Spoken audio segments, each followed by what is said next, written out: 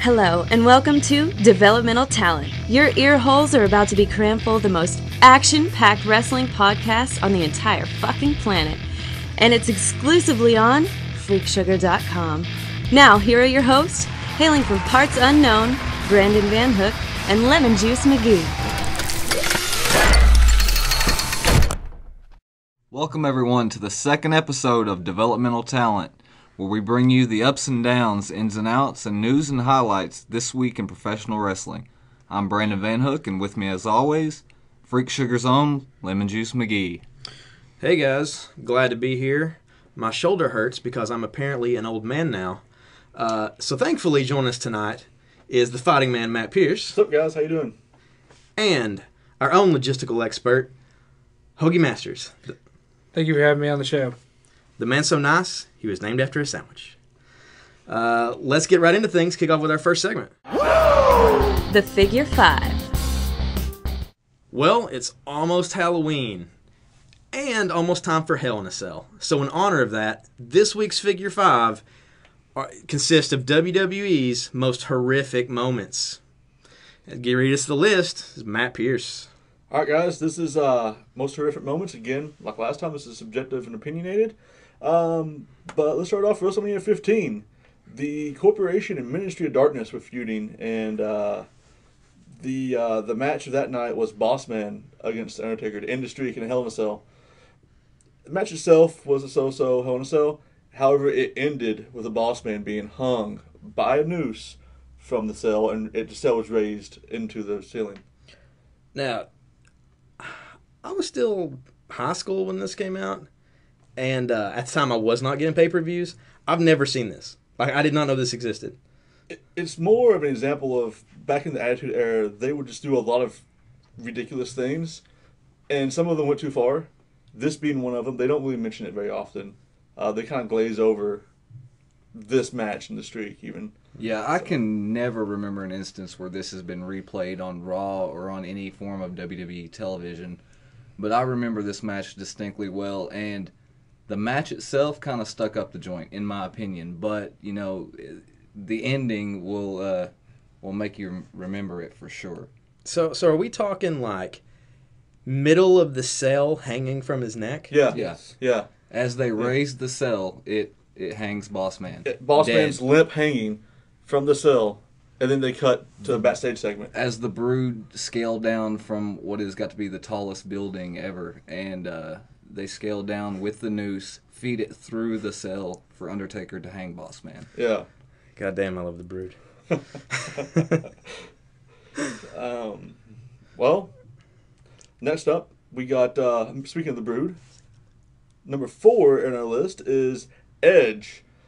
Him and Foley had an amazing hardcore match at WrestleMania 22, and one of the best parts of that match was when he speared Mick Foley through the flaming table. Yeah, I remember watching this, and it showed that Edge could really step up a game in any format. Yeah. He took it to a new extreme there. He took the tax. Yeah, he took the tax, he took a barbed wire, everything. Because Foley started off the match wrapping himself in barbed wire. Yeah, yeah. Well, even Lita took the barbed wire in that match. I mean, it's really what started the Rated R. I mean, I think he called himself that a little bit before, but that's really what solidified him as, like, not the tag team guy who won a couple singles belts. It made him a main event guy. Yeah, this is an Edge far removed from the Brood. This, in my opinion, is what made Edge a bona fide main eventer and had him feuding with John Cena throughout the summer following. God damn, yeah, and it had barbed wire socko. Barbed wire Sarko. Right in Lita's mouth. Yep. Yep. Another thing you'll only see in the Attitude Era. Well, next up at number 3, we have more violence on women.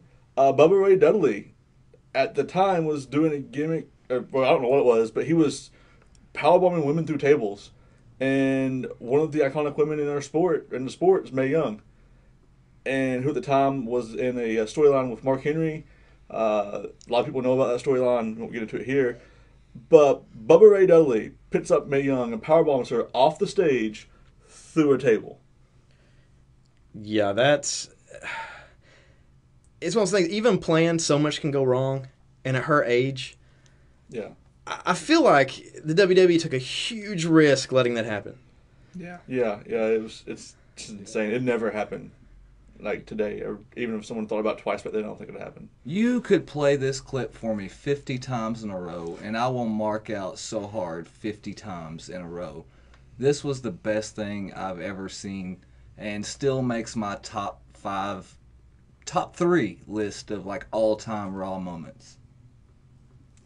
I mean, it showed really how strong and powerful a woman Mae Young was. And this, I mean, when she passed away, she was 90 years old, I believe. Am I correct? Yeah. And she was still... Yeah, she was still pretty up there and was able to take that as well as she did. Yeah. It really showed a testament to how strong of a woman she was. up until the end, she was still coming out and shaking her stuff on Raw. Yeah. And,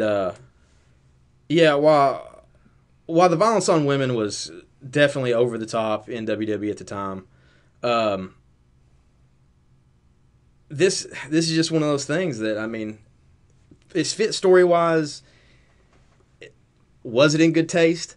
I don't know. But it is insane.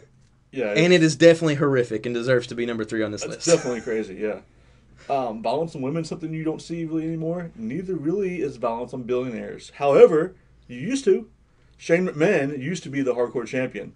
And he fought Steve Blackman at the 2000 SummerSlam and fell off a 40-feet scaffold, making our number 2 spot in this list. Shane didn't have to do that. He's a billionaire. I mean, this shows you how much he loves wrestling. Yeah, and also, I believe it was Shane's attempt to get Steve Blackman over, and this is the moment that would probably stand out in my mind for Steve Blackman, not just Shane. Shane really went the extra mile in that match to make Steve Blackman look good and to make him look like the lethal weapon he was. Another instance I remember of Shane doing something like this was his, believe it was a last man standing match at Unforgiven 2003, where he climbed, I believe it was up on the Titantron and tried to land on Kane, and he missed. Once again, I believe he missed. What was Steve Blackman hit him with the kendo stick? Kendo stick. Yeah. That was that one. Yeah, this time he jumped and Kane had moved. Oh. And he went straight through it. But Yeah. still, that shows, I mean, Shane it was tough. even with stunt pads and all the setup, Yeah. anybody willing to fall 40 feet for any reason, Yeah. I feel like deserves some type of credibility. And he always had it. I mean, he was always doing stuff. Yeah. He did not care, like, to take bumps and fall. And, he would jump corner to corner. There was a time. Coast, yeah. And you know why, right? Those gigantic McMahon grapefruits. It's true. Yep. That's true. Hey, it helped him and Vince beat God. Yep. Yep. It's true. Before we get to our number 1 moment, we have the honorable mention. 1998 Royal Rumble. The Rock destroyed Mick Foley with consecutive chair shots. Reason it's not on the list is because it's not one individual moment. It's several over the span of the last quarter of the match. But it's one of the moments that leap out at you as, it's really emotional moment for anybody watching. It's kind of an uncomfortable thing to watch. Yeah. I mean, even at the time, it was to the point where you're like, enough's enough.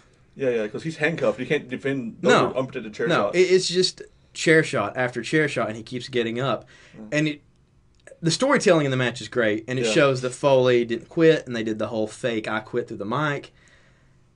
But, I mean, over and over in the head. Yeah. During the Attitude Era, we were desensitized to a lot of stuff. But watching this, all the chair shots happen over an amount of time is just so cringeworthy, and was, one of the instances where you actually feared for the wrestlers', well-being in the match.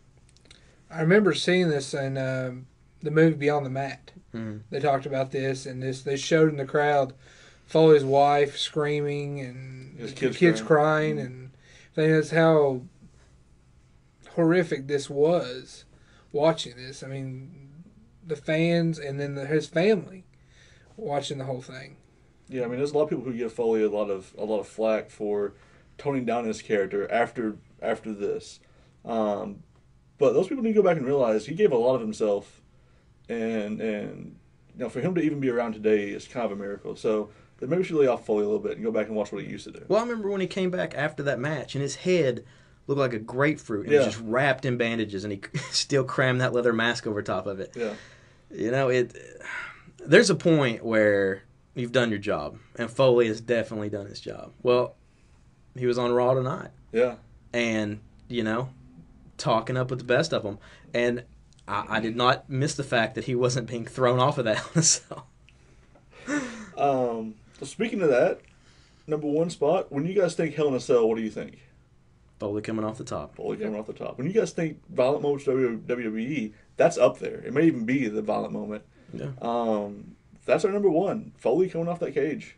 Not once. He came off of it to the outside, hit the announce table, and then he came through it, and then the chair hit him in the face, and that's actually what knocked the tooth out. Then slammed on the tacks. Then slammed on the tacks. Undertaker broke his ankle coming off the cage. It's just, you can't beat it. I mean, it doesn't look as flashy as some of the other ones maybe, but the most violent things in life don't look so violent a lot of times. Well, I mean, even with the Shane fall, it was from a much higher spot. Yeah. It also looked way safer. Yeah. Foley coming off the cell, I mean, WWE officials were legitimately stopping the match. Like, it looked like he might have died. If he hadn't hit that table, he might have died. Yeah, it was rough.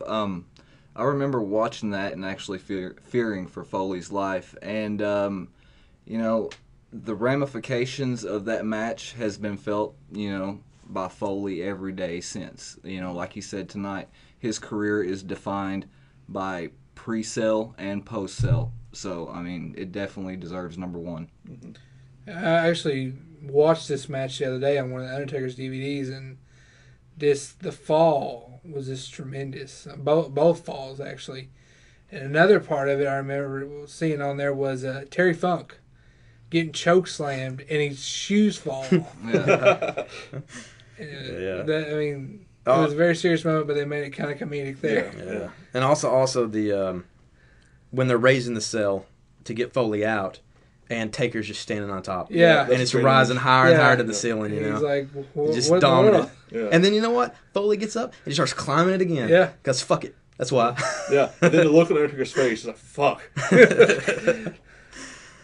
All right. And that's the Figure 5 for this week. If you have any suggestions for a Figure 5 or you want to comment on our list, feel free to hit us up at developmentaltalentpodcast@gmail.com or in the comments below. Keeping it raw. So this is the segment where we run down the past 3 hours of sports entertainment we call Raw. Guys, I missed the first hour. What did I miss? Not tons, but a couple important things. The Authority came out at first, minus Stephanie, and said that the winner of the John Cena and Randy Orton Hell in a Cell match would get a shot at Brock Lesnar, future title shot, thereby solidifying it as the main event of Hell in a Cell. However, completely vague as to when that match would be. Very true. Very true. Another thing, Seth Rollins declared himself the undisputed future of the WWE. And Randy Orton growled about it. Yeah. Because that totally topped Randy Orton's future, because he never said he was undisputed. Yeah. That's true. He actually never said he was a future either, I don't believe. I think he's the face. Yeah. The face. The face of WWE, yeah. Oh, I gotcha. Yeah. Well, the face in the future. Yeah. This led into a couple odds and ends that we don't need to go over. Then there was this awesome segment where Orton come down and just harassed the fans before Cena showed up, and then called him a dumbass repeatedly. Yeah, yeah. Followed by Heyman coming out and calling them both dumbasses for wanting to face Brock Lesnar at all.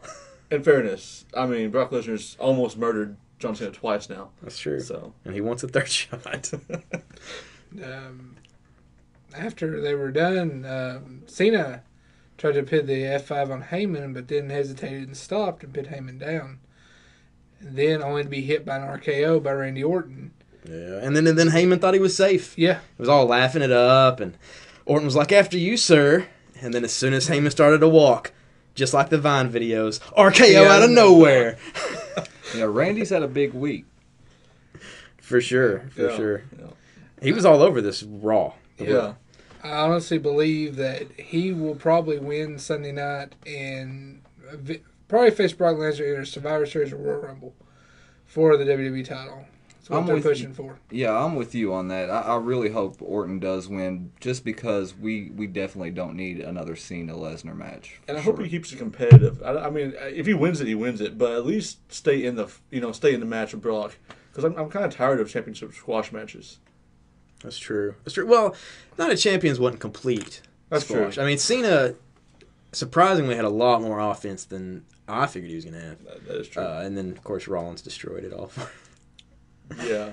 I honestly think that the Orton-Brock match itself would probably be similarity slightly to the CM Punk-Brock Lesnar match at SummerSlam last year. Which completely fine with. Yeah, it's a good match. Yeah, that was probably match of the year. Yeah. And it made it to where it was believable. Well, at the time it was believable that Punk could hang with Lesnar. And it'd be believable that Orton could face Brock as long as he just stayed on his feet. And that's what Orton does. He's, Oh, yes. he's the Viper. Yeah, And this is a fresh match that we haven't seen yet. This is good. Yeah, I mean, they could have Orton just come out of nowhere over and over and RKO Brett Lesnar repeatedly. Yeah. 13 RKOs. Yeah. Or they could have Orton Punk kick Lesnar in the head. That would probably beat him. I feel like it would. Yeah. Or just even farther in the realm of impossibility, they could have him turn from the Authority, join Paul Heyman. Heyman betrays Lesnar. That makes Lesnar not look weak to lose. But Lesnar's not losing that title. No. Let's not kid ourselves. No, he's taking that thing to losing Mania. for a while. Yeah. But it's fun to pretend. All right, let's move on to the moment I did see and was very excited about. During the Ambrose Rollins promo, we got the return of the hardcore legend Mick Foley. Indeed. Come down to give his thoughts on the Hell in a Cell match with Rollins and Ambrose. And get cheap pops. Foley still has it in the mic. Oh, for sure. Yeah. For sure. Yeah. I truly believe that Foley coming out there could signify Sunday night we're going to see something really crazy during that match between Ambrose and Rollins. Yeah, I already believe we are. We're going to see, probably the best Hell in a Cell we've seen in years. Between two guys that are young, hungry, and want to make, a name for themselves. They want to make, their spot, Yeah. It's going to be a good match. Plus, Ambrose is pretty crazy, so he might just throw himself off the top of the cage just to do it. The question is, will all the replays have to be in black and white? Yeah. I feel like, yeah. Oh, we also neglected to talk about how Ambrose brought out the dummy Rollins and beat on it with power tools. Oh, yeah. Yeah. And he tonged its, I guess penis, because the testicles had been given away to the Authority. Yeah. He used a hammer on it. He did it with a hammer. And he ripped the arm off. Wasn't there a power drill? There was a power drill. Yes. But he's only used it in the real Rollins, not the dummy Rollins. Yeah. Maybe we'll get lucky and see those tools again Sunday night. Oh, but later he did throw the dummy at Rollins. Yes. It said dummies hang out together. Yeah. It said, yeah. Overall, I guess Raw was all right. Yeah, well, For the general segments. Speaking of crazy, the Wyatt promo aired again this week. They've managed to mash all three Wyatt promos together into one, showing Harper and Rowan both being free, and then Bray talking about Sister Abigail, talking about his future and his destiny. But it's like a vague Sister Abigail. They don't really mention Sister Abigail. He hasn't in the better part of the year. That's true. They just kind of show like a woman with kind of like stringy wet hairs, like shadow on the wall. Yeah. But it's the same amount of creepy that the Wyatts had before they debuted, and I feel like that can only be good. Yeah, and he at the end of the promo he does like backward speech, maybe Latin. I'm not sure what it is. You can't really make it out, but it's definitely amps up the creepy factor. Yeah, this is their attempt to make the Wyatt gimmick fresh again, which I'm not opposed to. It was, as over as he is, it was getting kind of stale towards the end. I believe he needed a small break. So I'm excited to see where they go with this from here on out. The thing I've always wondered is, will they ever make the Sister Abigail thing an actual character on the show. I think they should. So I'm the opposite. I feel like it works better as just an in your mind type of thing. Yeah. Like, does she exist? Is she even a person? Yeah. Is any of this Yeah. reality? Because you could look at the promo from almost, it's like from Wyatt's perspective that he's seeing those things, and that's not what the world really is. This is what he sees it as. Well, when the faction was together, I believe adding a female to it would have added another dimension and a possibility for more airtime, so on and so forth. I think to you're right there. I think they could character. definitely use a female addition, even now. Like, I think if Bray's by himself, having a female that will wrestle. Like, Yeah. not just a valet, not a Lana, like Yeah. an actual diva. So that way, there could be a Wyatt Clan member in the Divas division. Yeah. Yeah. That could fight for a belt because she's not on Total Divas. Yeah. I mean, they could go get Daphne. But whether she be Sister Abigail or not, or just one of his recruits, Right. that, you know. Right. Just a follower. Yeah. Yeah. Yeah, Daphne would be great. Yeah. Yeah. And our main event tonight, Ambrose and Cena versus Rollins, Kane, and Orton in a somewhat of a preview for Sunday. Yeah, pretty good main event, I thought. You know, we got a lot of wildness, a lot of craziness. You know, we got to see the Cell in action. I Pretty good feel main event. like street fight rules are not. They make no sense. No. That make no was sense not to me at all. clarified at all. No. It's a street fight, yet only two guys allowed in the ring at a time, and they have to tag. Yet they can fight outside all at once together, and they don't get counted out And or they can use disqualified. weapons. Yeah, you can use weapons. Yeah, you can use weapons. As we saw, kendo sticks and chairs and a table, surprisingly And a enough, table, yeah. on Monday Night Raw. They were just being polite. That's No. why they tagged. I guess. Now, I will say that for me, the main event was sort of the same main event we've kind of had over the last month, up until the cage came down, the cell came down. Mhm. Once the cell came down, that's when it was only about 4 or 5 minutes of action, but it was a lot of high intensity action. I mean, the whole street fight thing, that's when I believe it became a street fight. When I hear the term street fight, I think of back in WCW, Yeah. watching some of those street fights where pretty much the whole match was out of the ring. Yeah. Yeah. Or in a Anything- junkyard. Yeah. Yeah. Yeah, that Fucking crazy junkyard. match. Or that match with Triple H and Shawn Michaels, the unsanctioned match that they used to do. Oh, yeah. That to me is more of a street fight than what they even do Yeah. anymore. But it was great. Ambrose kicking Rollins off the ropes into the cell. Yeah. That was pretty good. I mean, there was a lot of momentum there. Yeah. Yeah. Yeah. He went in hard. And if that's a preview of the kind of crazy bumps we're going to get Sunday, then I'm in. You know, I'll buy 2 tickets for that match. Plus, the one bonus of having all these guys in a match is I can't help it. I love it when they just take turns dishing out finishers. Yeah. I love it every time. Yeah, that's probably the big storyline thing in this. The very end of it, Orton hits the RKO on Ambrose and pins him. Orton's kind of bent over panning. All of a sudden, curb stomp. Seth Rollins turns on his authority brother. Yep. Says that he calls the shots. Yep. So, I mean, will they do the deal where they kind of ignore it or make him apologize, or will this be the riff that we see at Hell in a Cell that leads into the Baby next Monday? I almost feel like Kane gets blamed for it because Kane was supposed to be the ring general. Triple H assigned him, so I feel like Kane will probably be assigned blamed for it at first. But I feel like it's building to the Seth Rollins Randy Orton match. It's close to it. Yeah, definitely. But the biggest question from a Seth Rollins-Randy Orton match is who does the authority side with? And in my opinion, it's the future Seth Rollins. I agree. I agree with that. Honestly, I say this will probably be a match that will build up, and we'll probably eventually see this at WrestleMania this coming year. Yeah. Orton doesn't really need the authority so much as he. It was okay when the authority was just Triple H and Stephanie, and they were just saying, "Hey, you're our champion." Now the authority's the corporation essentially. They don't really need. Orton doesn't need that. Orton kind of needs to be his own thing, kicking people in the head. You know what I hate? I hate knowing that Roman Reigns is probably going to fight Brock Lesnar at WrestleMania. So Yeah. I can't be like, oh, maybe it'll be Seth Rollins at WrestleMania against Brock, or maybe it'll be Orton, and then Rollins will cash in. It's like you have to plan previous. Well, it's like when Punk was champion, you knew he was losing that belt to Rocket Rumble. So it didn't matter that he had the longest reign in modern history because he was losing it in January, no matter what happened. No. But as we see from Roman now, you know, these injuries happen, so WWE needs to get in place a plan B just in case, you know, things fall through. with the Roman Reigns Brock Lesnar match at WrestleMania, which we, collectively all think is going to happen. Yeah. I think the plan B might be Orton, though. Yeah, unless he faces him before. If he beats Cena and faces him and loses, I feel like a rematch for someone who doesn't win, like just give him a second shot at Mania, kind of blows. You know what I mean? Unless you're Cena. It's not like you're trading the belts. Unless you're Cena. Or The Rock. He's able to win the Elimination Chamber or something. Yeah. Yeah, so I don't know. But then, I don't know. We'll see.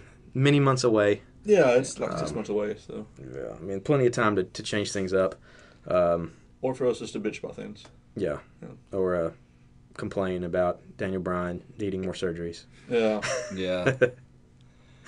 Because I'll tell you, if they did a repeat of 30, I'd be down.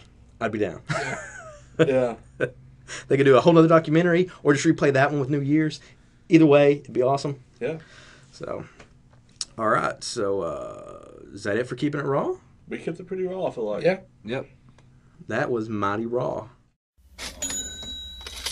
The $9.99 Match of the Week. Hey, this is the segment of the podcast where we talk about the $9.99 Match of the Week, where we watch the WWE Network and comb through it for hidden gems or just some of our all-time favorites. We're going to be trading off the list with various guest hosts. But tonight, the first list comes from co-host Brandon Van Hook. What have you got for us, Brandon? Tonight, I have a significant moment in wrestling history, the 1997 Survivor Series featuring Bret Hart versus Shawn Michaels. The last time these two will ever be in the same ring together in a wrestling match. And for me, not the match so much itself, but the ending, the Montreal Screwjob as we know it now. In a pre-internet world where you weren't privy to the goings-on of the backstage politics, when stuff like this, played out in front of you, and I believe this was the first time, a major, backstage political thing actually played out in front of the cameras. This was a big deal to me. This blew my fucking mind. And, this will forever, stick out in my mind as one of the most significant and important matches in WWE's history. For those who might not be aware of this match, which if you're listening to this wrestling podcast, surely the fuck you know what we're talking about. How could you not? But hey, stranger things have happened. For those not in the know, Hoagie, you want to give them a lowdown on what had happened leading up to this? Yes. In 1997, there was a feud going on between Shawn Michaels and Bret Hart, which was culminated for the WWE title at Survivor Series. During that time, Bret Hart had signed a deal to go to WCW, and Vince McMahon was afraid that Bret would take the WWF title to WCW and do like Medusa, London Blaze did, threw the women's belt in the trash. Do the like thing like that. So, a meeting was had between Vince and Bret about how they could get the belt off. Bret wanted to go on Raw the next night after Survivor Series and just surrender the belt. Then he would have been off his WWF contract and technically working for WCW. So Vince would have to trust that he was a free agent and going to do the right thing. Yes. Vince didn't like that. So they had to figure out another way because Bret did not want to lose in Montreal at Survivor Series to Shawn. So pretty much from what I've heard over the years through documentaries and whatnot, a meeting took place, Shawn, Triple H, Vince, and a few other people about what to do during the match. And recently Triple H has talked about, seen him talk about documentaries about this, and pretty much Triple H just said, fuck him. Yeah. And that's what they did, pretty much. They found a way to screw Bret over during the match. So, match is going on, and Shawn Michaels pits Bret Hart in his finishing move, the sharpshooter. Bret isn't going to tap out, but Vince McMahon is out there at ringside and tells Earl Hebner, the referee, to ring the bell to end the match, and Shawn is declared the winner. And shit hit the fan. Yeah. Pretty much, yeah. Shawn was declared champion and left, and then Now, for the sake of this, let's just talk about what you can see on the network as you watch the match. So none of the after. I mean, the after effects in the ring, but not backstage. Yeah, I mean, after the match out in the actual arena that occurred, Bret pretty much spit in the face of Vince McMahon. As in pretty much as in he did. He Yeah. spit, Yeah. hawked up pure snot into Vince's face. Yeah. And then he went over, destroyed announce tables, got in the ring, and literally wrote in the air, "See you in WCW." Yeah. Now, I'd like to point out that what Hoagie's said about the events at the Screwjob is accurate as far as we know. The events at the Screwjob are so convoluted and insane, I don't think we'll ever really know. It's just that's the most logical and sense-making thing that could have happened. The match itself, though, was at a time, Bret Hart and Shawn Michaels, that's really the first time they started putting the belt on the shoulders of guys who weren't, gargantuan-sized dudes like Hogan and like that. Yeah, generally before then it was a lot of them facing someone else. Yeah. Yeah. They were like upper mid-card Intercontinental Champion type guys. So I think that's something that's really overlooked. Yeah, well, the match itself, the fact that Shawn Michaels and Bret Hart had a match at a pay-per-view, and what most people, as in all people, remember is the finish. Yeah. It says something about it. I mean, it's right. It's one of the first times that politics like that come out into the forefront, as far as like the war, with the WCW and WWF at the time. But it's just, I mean, was it a classic match? I honestly can't overly remember it. It wasn't a classic match so much as it was a match with Bret Hart. Bret Hart's not really had bad matches. He just has varying degrees of good matches. You can say the same with Shawn Michaels, I feel like. The actual wrestling in this match was not, it couldn't even be compared to their Iron Man match they had at the previous WrestleMania. But, just the events leading up to this match, it's hyped as the biggest rematch of the year. It's and I believe, if not on the pay-per-view, I know it's on the pay-per-view, but maybe on the week prior on Raw, it was hyped as the last time that these two would face off. In hindsight, we know why, but at the time, you're thinking, why would this be the last time that these, the two megastars of WWE, this is before the rise of Stone Cold Steve Austin, of course, but the two megastars of WWE at the time would be facing off in their last match together. And, as the events played out, you were just mind blown at what you just saw. And, for the backstage, goings on after it, there was a great documentary, Wrestling with Shadows, which features Bret Hart and the events leading up to it. That's, that tells Bret's side of the story. Vince's side of the story would be later explained on Raw.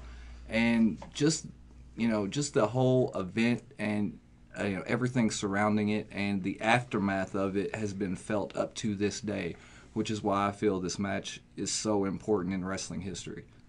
Yeah, I mean, for sure. I mean, it's one of those things that, honestly, the Screwjob, it's been talked about just repeatedly on multiple documentaries and DVDs and podcasts and just in general conversation. I mean, it's one of those things that we could go on about for a while. One of the things is that wasn't it just like an extra jab, just an extra little stab at Bret Hart that he loses via his own finishing move by Shawn Michaels? Like, I mean, really, he could have rang the bell when he was doing anything else. Yeah, he could have put him in any submission move, but I believe that was the extra fuck you from Vince. I do believe that. Just the whole match in itself, there's so much intrigue and mystery, and we'll probably never know the entire 100% story behind it. And like you said, we could go on and talk about this forever, but this will forever be just a very important match. Let's not forget too that fans weren't booing that Bret Hart lost necessarily, even though he was in his technical hometown. Yeah, because at the time Shawn was kind of the face. Yeah. Because the Attitude Era was kind of kicking off, which was the whole thing. Bret had basically turned heel due to being disgusted by the way that things were getting with WWE.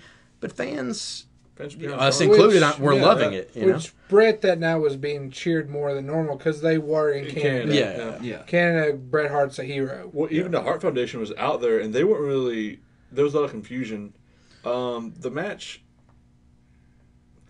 Well, I mean, it's sort of. I mean, it was like two superstars that neither were kind of good or bad. Like they were just like.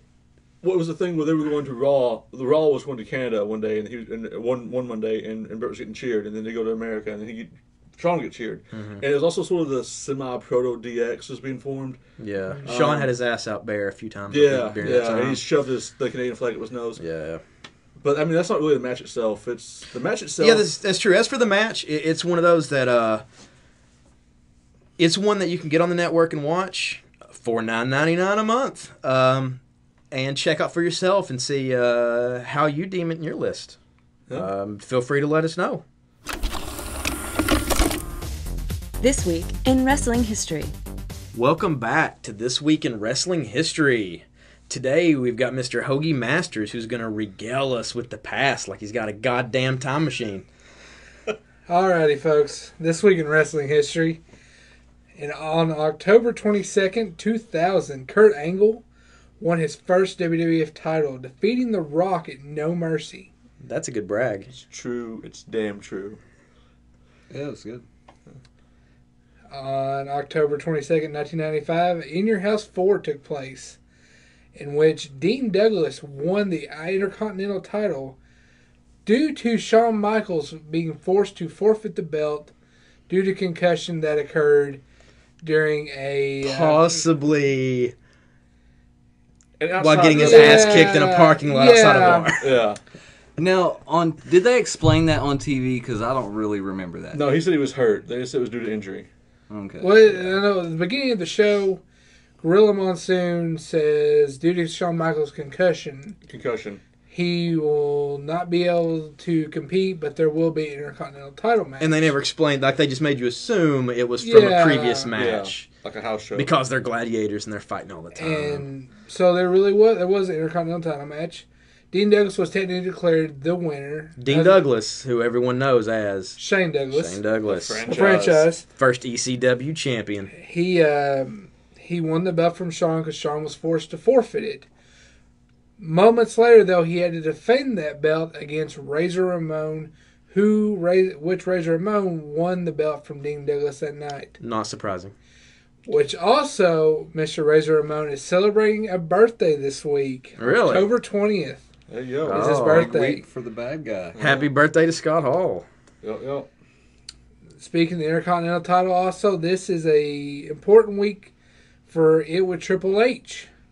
October 21st, 1996, Triple H won his first Intercontinental title, defeating Mark Marrow on Monday Night Raw. He beat the Tutti Frutti Man? Yes. If I remember correctly, he also had some help with Mr. Perfect. Helped him during this match. And ladies and gentlemen, when Hoagie says if he remembers correctly, he does remember correctly, in fact. Yeah, he's kind of a ridiculous encyclopedia of wrestling knowledge. This is an instance of one of the best wrestlers in the world beating quite possibly the worst wrestler in the world. Yes, Mark Marrow, known primarily for being with Sable. Yeah. Oh, we can't forget Johnny B. Bad. I actually like Johnny B. Bad. You are shunned. Hey, we all have that guy. Yeah. Was our guy. Yeah. I mean, I can't think of one off the top of my head, but I'm sure we all have the character that we were into. Wolf Biker. Hey, Baron Corbin, he's going to be something. Yeah. We'll talk about him later. Okay. Another important thing with Triple H Intercontinental title this week, October 20th, 2002, he defeated Kane at No Mercy to unify the World title and the Intercontinental title.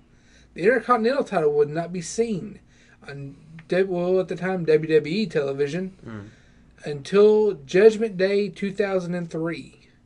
It's crazy. You know, It's a little over a half a year without the Intercontinental title. Yes. And it's the secondary title, and it seems like it's always been, but yeah, there was a time where it did not exist. Yeah. Well, this Yeah. was under the Eric Bischoff regime, if I remember correctly. Yes, So, you're correct. this is probably one of Bischoff's harebrained ideas. Well, and also, if you think about it, you have the world title and the Intercontinental title, and they both sort of mean the same thing as far as what the actual word means. Well, maybe the world encompasses Antarctica. Maybe. Maybe. I feel like that's a hardcore title, though. I feel like that would be defending Of course, it is a continent, so I guess it's technically part of the Intercontinental. I would feel like, yeah. I don't know. Maybe you can defend the world title in the ocean. I feel like we'd have to go to Rio de Janeiro to find I these feel like answers. WCW probably defended it in the ocean at some point, or close to it. Yeah, Ring in a pool. Now, I actually did see an interesting thing online. Back in the day, in FMW, they actually had a match. It was either in a sea or an ocean. Mm-hmm. Did they have chainsaws? Piranha? I don't remember seeing that, but I do remember seeing a picture a while back on a website that said they actually had a match. Is it ocean or sea? One of the two. They actually had a platform and a ring, and they had a match. I'm just And had saying, a shark on a pole. 3/4 of the world is water, so the world title at one point in time should be defended in the ocean. Any FMW Yes. match, I'm picturing a cage, barbed wire, and then someone just chucking live sharks in there on top Oh, of them. yes. With Bombs, laser C4 bombs, beams. Yeah. submarines. FMW was a crazy, crazy promotion. Yeah. But also in closing, we'd like to wish our deepest condolences to the family of Ox Baker, who passed away today at the age of 80. Our thoughts and prayers are with his family. Yeah. Yeah. Definitely a classic. Welcome to The Next Big Thing. The future is now, folks. This is the next big thing where we discuss this week in NXT and the superstars of tomorrow.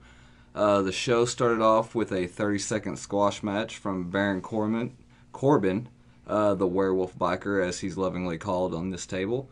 And then we're treated to the highlight of the night. Sami Zayn comes out and is interrupted by Tyson Kidd.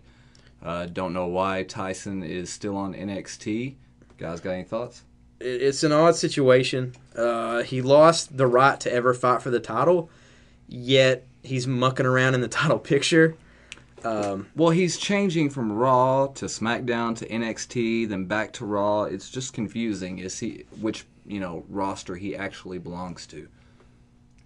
In my opinion, I think he's like a stopgap sort of guy where they're like, hey, we need Tyson Kidd to be in a match on Raw. We need him to be on Superstars.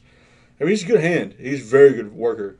But I feel like they almost don't know what to do with him right now. It's kind of the same situation Justin Gabriel's in to a Yeah. point, except they're just giving Tyson a lot more mic time. Which, I mean, he's more out there being on Total Divas. Yeah, so, that's probably why. He's more recognizable. The people at Full Sail, he's a guy they see on TV other than just WWE programming. he's over on Full Sail, but I don't believe he's over with the Raw and SmackDown crowds at all. Yeah, because the Natty's husband chants only happen at Full Sail. They don't really happen at Raw. That's true. Yeah. All right, next we're treated to the Lucha Dragons versus two jobbers that we cannot remember. Pretty quick match. Lucha Dragons, they're the obligatory luchadors that WWE will try to get over in the future as their next Rey Mysterio Jr.-like characters. Sin Cara and Kalisto, you guys got any opinions on them? I think the Lucha Dragons are awesome. They're explosive. They're different than every other tag team they got. They have the mask, yes, so the comparisons to Rey's there, like there's going to be. But I think they're great. And they have a cool gimmick. Kalisto's mask especially is just really awesome. Yeah, I like it's got the front face mask that he wears out to the ring and then pulls it off. Yeah. I also feel like, though, you put Kalisto in a Rey Mysterio mask, other than the tattoos, you can't tell them apart. Exactly. Yeah, that's where I draw the comparisons, I believe. Yeah. And then we have Enzo and Cass, probably the most entertaining wrestlers on the entire roster, be it NXT and Raw and SmackDown. I'm a huge fan of Enzo and Cass and their work, their comedy. I believe their act could be the next Santino-type act in the WWE. They faced the Legionnaires, I believe, and Enzo was destroyed by one of the Legionnaires, And then he proceeded to beat up the other Legionnaire. Yes. I do not know their names. The crazy Sylvester Lefort is the one with long hair and the long beard. Okay. Yeah. The hairy one was beat down by the crazy bald one. Marcus Louis. Yeah. Who lost his hair at TakeOver. Yeah. Due to Enzo and Cass and the hair removable cream. Yeah, it was supposed to be Sylvester Lefort who lost his hair. But instead, Louis took the fall for that. Yeah, and I like the throwback to the Kurt Angle days with the wrestling cap and the wig. Oh, yes. Yeah. Oh, and speaking of Enzo and Cass, we got to see the premiere of... Charmella? Is that it? Carmella, I believe. Carmella, okay, my bad. Yeah, she fought Blue Pants. Blue Pants. Not really sure who Blue Pants is, but... I don't know either. But the fact that Renee Young called her Kitty Pryde made me super excited because Renee Young knows who an X-Men is. Yeah, it was a quick match. But, yeah. Yeah, beat her with a submission hold. Well, that's also showing you that they're putting a lot of stock into Enzo and Big Cass because they're adding people to their group. Because now they got, the female with the group, and maybe they'll add someone else. Who knows? I mean, it's very good, very good. Yeah, I'm surprised they didn't get Blue Pants trending worldwide. I believe next we have the main event, which featured Tyson Kidd. Not yet. Charlotte had a match. Oh, yeah, Charlotte did have a match. Against Becky Lynch. It was actually a really good match. I mean, I'm very impressed with Charlotte, what she is, after all, the daughter of 16-time World Heavyweight Champion Ric Flair. Yeah, she's one that every time I see her on NXT, it's almost like she doesn't belong. One, because she's taller than everyone, but also because she's so polished. Like, it's almost like she is a Raw superstar who has come back to NXT. Yeah, it's a lot like that. It's a lot like that. And at first, when I first saw her, I didn't think that she would be as good as she was. But then she gets in the ring and she does her match, and it's great work. I mean, so yeah, flawless. Like there's no mess ups. She's on it every she's time. good at the mic too. Yep. So she's almost a total package. I feel like very soon she'll be. And Becky Lynch, they're kind of pushing a little character development for her. I mean, she was like the stereotypical Irish, I guess, dancer when she came out. I mean, she was almost a cartoon. Yeah. Now she's toned it down into the basic plaid, and they gave her a little bit of a backstage segment with Sasha Banks. Yeah, Becky Lynch, a lot of bright things in her future, I feel like. Well, all the divas in NXT, they're going to be bringing them up more and more, Yeah, I see a heel turn in her future, but back to Charlotte, I do agree. She is the next person from NXT to be called up onto the main roster, in my opinion. So, are we at the main event now? There was an announcement that Mojo Rawley is going to be out of action due to a shoulder injury. I don't care.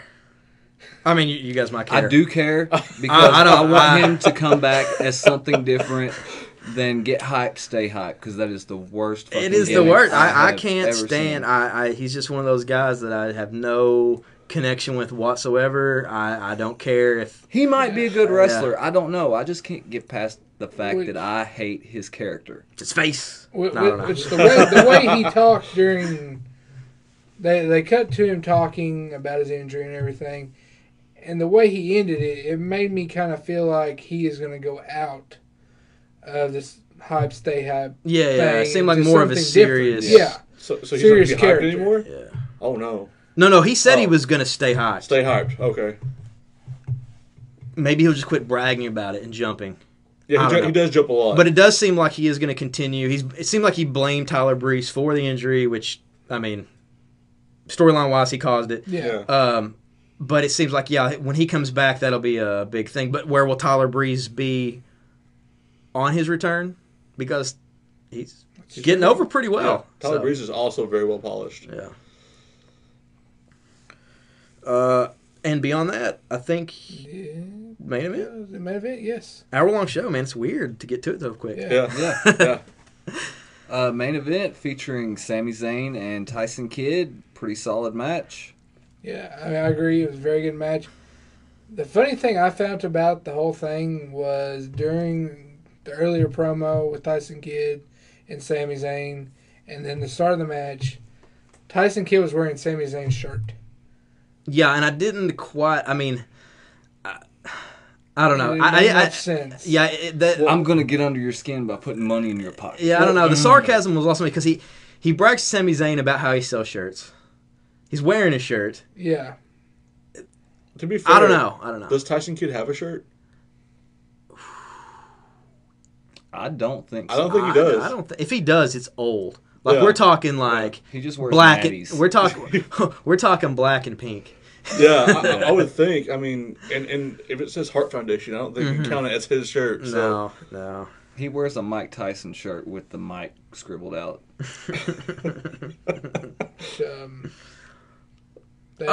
However, there was possibly the best chant in NXT history as they chanted Tyson Chicken.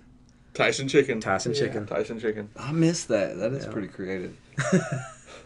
Which at the end of the show, Sami Zayn picked up the victory, and they kind of indicated that he's back on the road towards the NXT title, which makes me believe that possibly someday soon we will see him with that belt. I feel like they're going to have to give it to him before they bring him up. They're not going to let him leave NXT.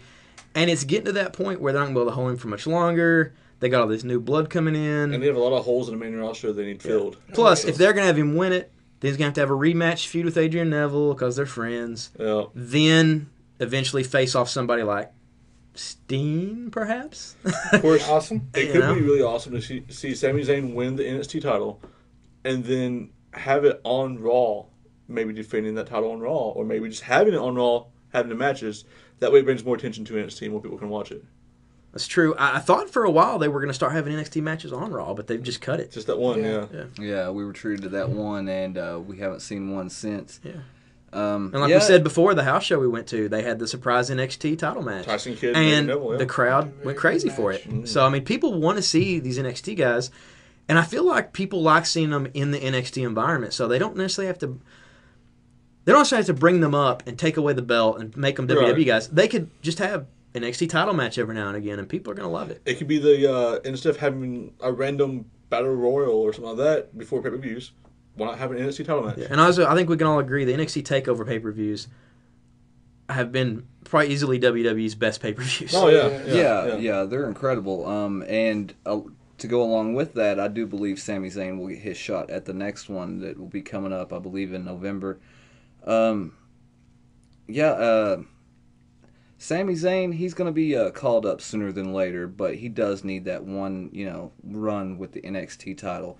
As far as seeing the title on Raw, I could see that maybe more towards the pay-per-views to build more hype onto the pay-per-views, get more people watching. So next week, we are treated to a main event where Titus O'Neil faces Adrian Neville for the NXT Championship. And we will be talking about that on a future episode. I think we can all agree we're probably going to see a Red Arrow.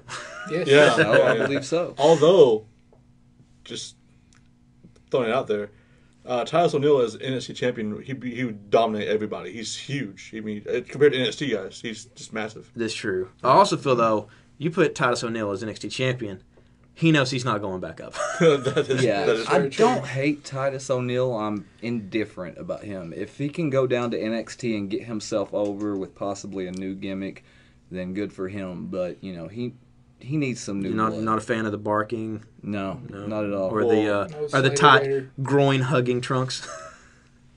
Maybe he can become DMX Part 2. Possibly. Possibly. Bo Park.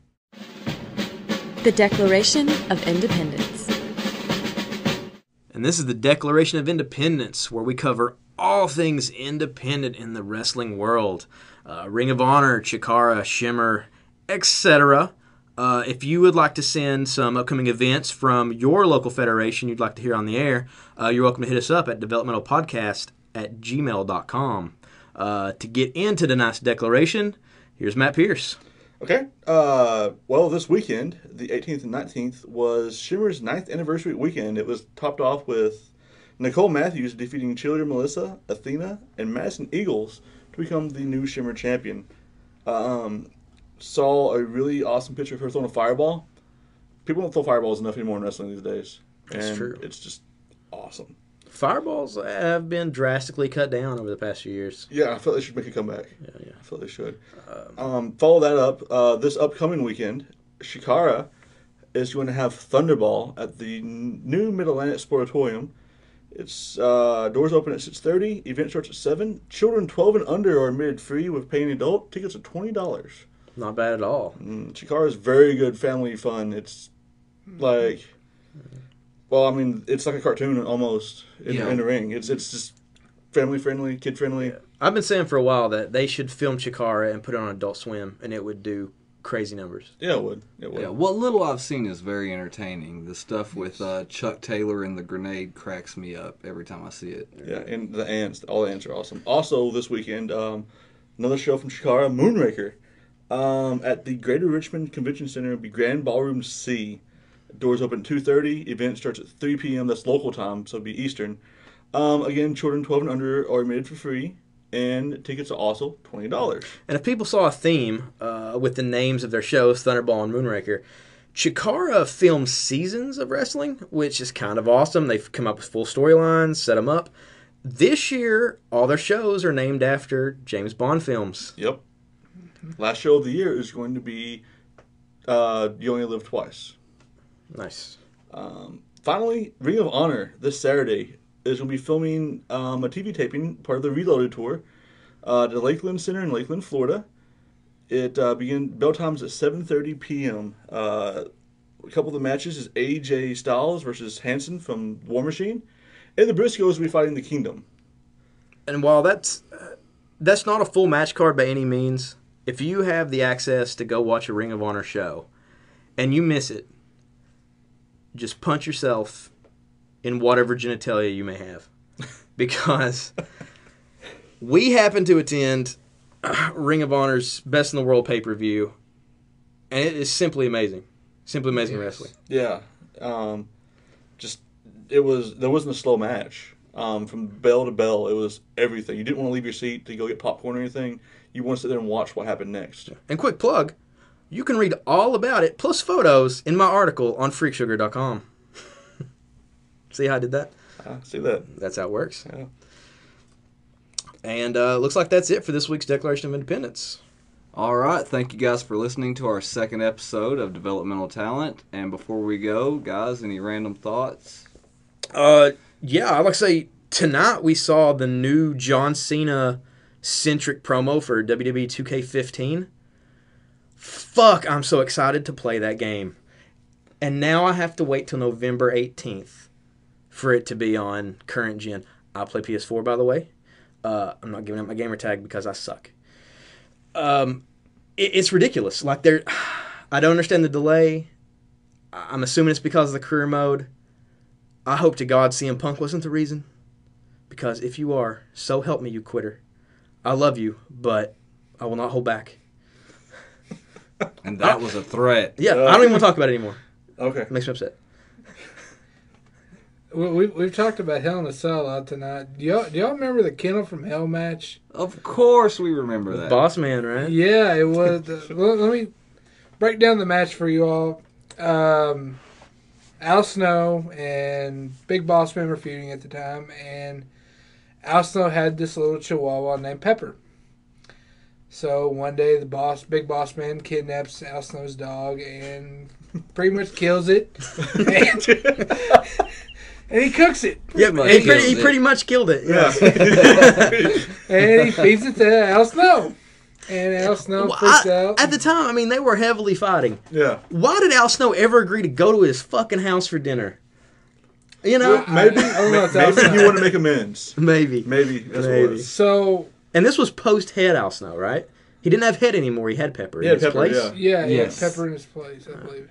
But, so they set up this match where it was going to be a match where around the ring there was going to be like the big blue steel cage from the old days they used to use, and then there would be the Hell in a Cell. And also around the ring there would be a group of Rottweilers. And this was between the two cages. Yeah. Yes, in between the two cages. And the object of the match was escape both of the cages without getting ate by the Rottweilers. It should have been escape both the cages of getting dog shit all over you, though, because Yeah, that's there what actually happened. was a pretty big mess that occurred, and the dogs could cared less about either one of them. These were the tamest Rottweilers I've ever seen on television. It was a piss poor match. It was a good idea. It was just so executed so poorly. Yeah. Which WWE kind of did a sort of like match that way again, but not without the dogs. The Punjabi prison match. Yeah. It was like a double cage like escape thing, which It turned out way better. a lot better. Yeah, and if you think that that's outlandish and crazy, that's not even the craziest thing Bossman done on air. He was also feuding with Paul White Big Show, whose father passed, and actually Bossman went to the funeral and hooked a car to the casket and drug it around the cemetery while Big Show was on top of the casket trying to stop him. And crying, I'm sure. It's Big Show. There's a lot of. He was crying tonight. He was angry crying. But that was the first of many. Yeah. It's Big Show was kind of a jerk. Or not Big Show, Bossman. I'm sorry. Was kind of a jerk, and he probably deserved to be hung. But all this stuff happened after he was hung, so I don't know. All this maybe that Boss Man changed it. talks tonight, man, makes me think Boss Man was really fucking awesome. Like, Well, hey, he had one of the first action figures, True. and I mean he was around for a lot of stuff. who name another wrestler besides The Undertaker and Boss Man that transitioned from the Hogan era to the Attitude era, and fit perfectly. Hulk Hogan. Hulk Hogan. Yeah. But, I mean, it's a testament to Ray Traylor, the Big Boss Man's skill that he was able to have such a long career and stay relevant in these ridiculous but entertaining matches. Yeah, I mean he was able to turn his prison guard gimmick into like this SWAT type gimmick. Yeah. And it worked great. Yeah. Also, Ray Traylor, as Big Bubba Rogers in WCW, got the special treat of encountering the first ever Nitro match of Glacier. Waja! And I bet Glacier kicked his face off. Glacier kicked the hell out of him. Glacier, the unsung hero of WCW. Yep. There were all kinds of those. There's, what was it, him and Mortis? The Kiss Demon? Yeah, and Wrath and... Yeah, they had a whole Mortal Kombat league going there for a minute. Yeah. It was just ridiculous. Well, I feel like on paper that's kind of awesome. Had they not also had the realistic NWO storylines and everything else in its place. They also had the Baseball Fury. That's they had the guy who's like the baseball face paint. Yep. Yeah. From the Warriors, which no one watching WCW hardly remembered, so it worked out perfectly for them as it's a new character. Yeah. All right, well, I think that's it. Yeah. Yeah, that would be it for our podcast. All right, signing off. This is Brandon Van Hook. This is Lemon Juice McGee. This is Matt Pierce. And Hoagie Masters. Later. Thanks for listening to Developmental Talent, but the show doesn't stop here. For more insane ramblings, be sure to check us out on social media. The links are conveniently listed in the text. Also, feel free to send your hatred, praise, and suggestions to